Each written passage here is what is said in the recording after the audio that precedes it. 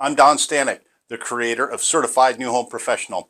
Here are 3 tips when it comes to creating a bulletproof listing presentation when you're presenting to home builders. Number 1, the builder story.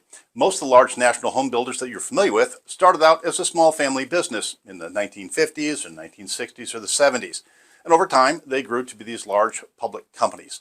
The builder story is one method by which the builder creates kind of a human face and a human touch to a large corporate environment when it starts engaging the public.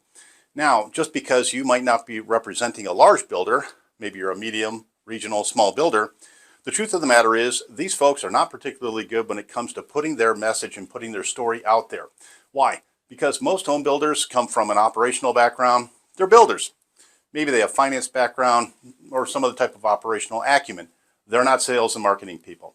This is the beginning seed. You're dropping little tiny seeds in the beginning of trying to create kind of a public image or a PR type image for the home builder that you're representing. If you don't have some kind of a sample in your listing presentation about explaining who the builder is and how they affect society and how they're such an amazing company and how they began, if you don't have samples of that in your listing presentation, you're missing out. Number 2, reports. Most home builders have partners. They've got an operational partner, might be a general contractor. They might have a banking partner. They might have an equity partner relationship. These types of professionals communicate in a foreign language I call Excel spreadsheet. Your ability to communicate with the team, what's going on in the sales and marketing effort, is essential.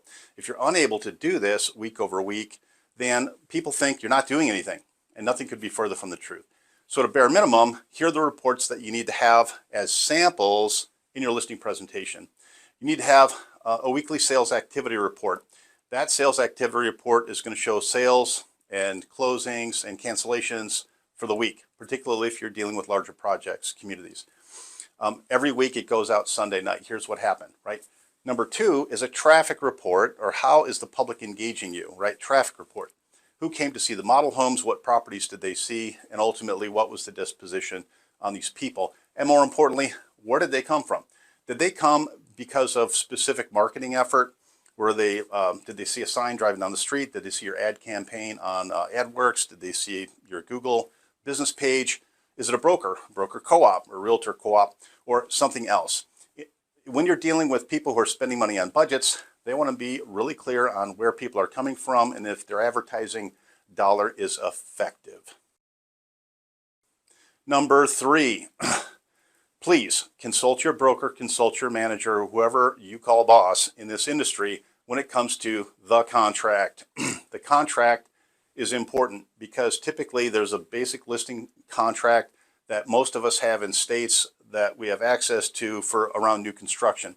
Many home builders want to use their own agreement and their own contract. That's fine. Just make sure your broker's okay with it and it's in alignment with your core expectations in terms of what you need to do.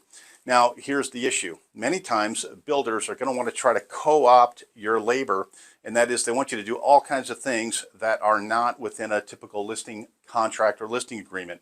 This is where I very much recommend that you have a second agreement in place that it talks about the scope of work agreement, or maybe even a staffing agreement.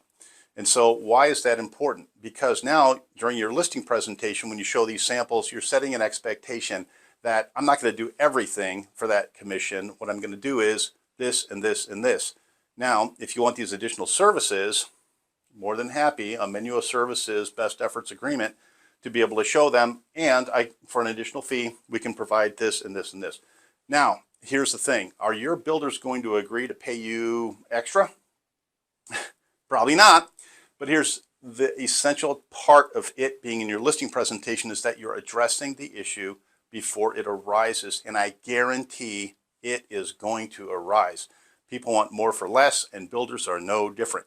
Now, as I said, please don't do this willy-nilly. Don't try to craft your own agreement on your own. I would recommend that you talk to your broker, number 1, your brokerage's attorney, number 2, and just make sure that you're very comfortable with these agreements and that your institution is comfortable with these agreements. I hope that you found these 3 recommendations useful, and I hope you utilize them when crafting out a bulletproof listing presentation when you're going after your home builders. As always, I'm an open book. If you have any questions or if you need any help about crafting a better listing presentation or really anything else in the industry, please do me a favor. Go grab 15 minutes on my calendar link. There's no cost or obligation. I look forward to meeting you and helping you in any way that I can.